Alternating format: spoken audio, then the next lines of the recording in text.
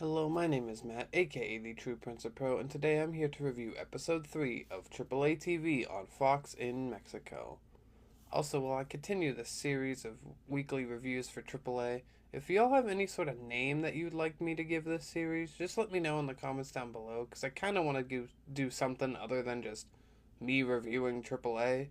So, if you have any suggestions, just let me know down below. We start things off on tonight's episode with Dorian, Roland, and Omos coming to the ring for a promo.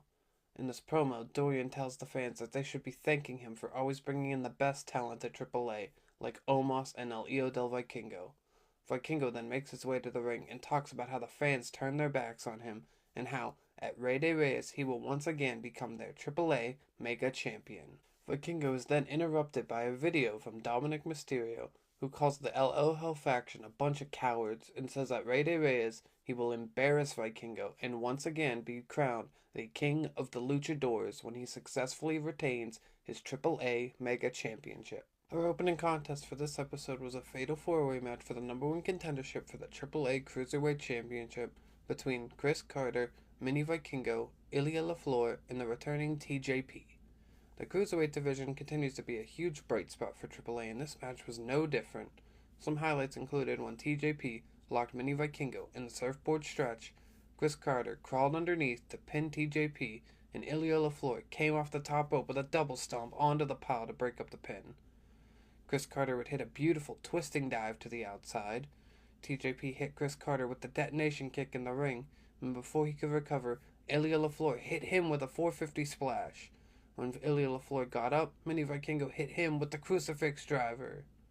The finish saw Mini Vikingo hitting Chris Carter with the 630 senton, and TJP came off the top rope to break up the pin with the Mamba Splash. He threw Mini Vikingo out of the ring, and he pinned Chris Carter to win the match and become the #1 contender for the AAA Cruiserweight Championship.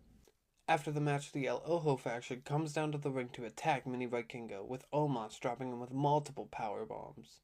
El Hijo del Vikingo gets onto the microphone and tells Mini Vikingo that this is the last time he'll ever be able to use his name and his moves again. Next, we have a special guest referee match as La Hiedra took on Lola Vice with Mr Iguana as the special guest referee.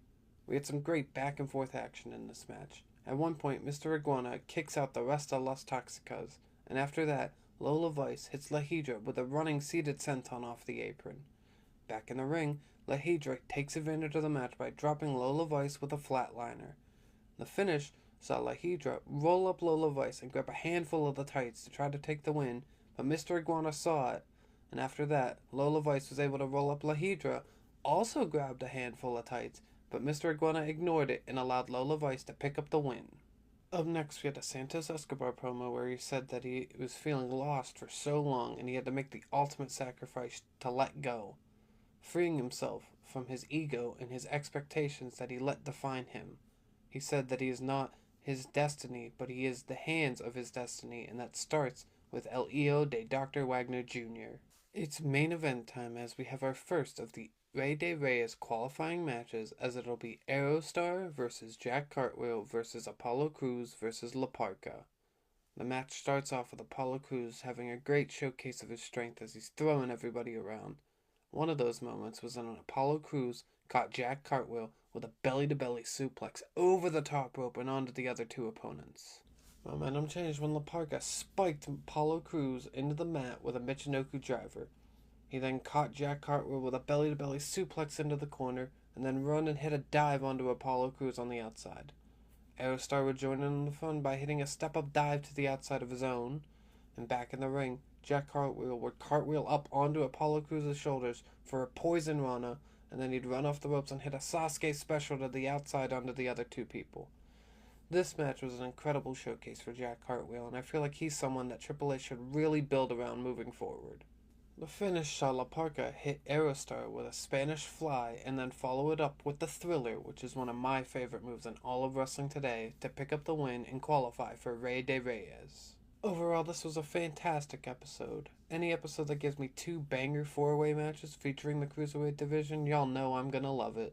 And I'm really looking forward to next week where we see Mr. Iguana and Lola Vice challenge Ethan Page and Chelsea Green for the AAA Mixed Tag Team Championships. Thank you for watching this review, and I look forward to talking more Lucha Libre with y'all in the next video.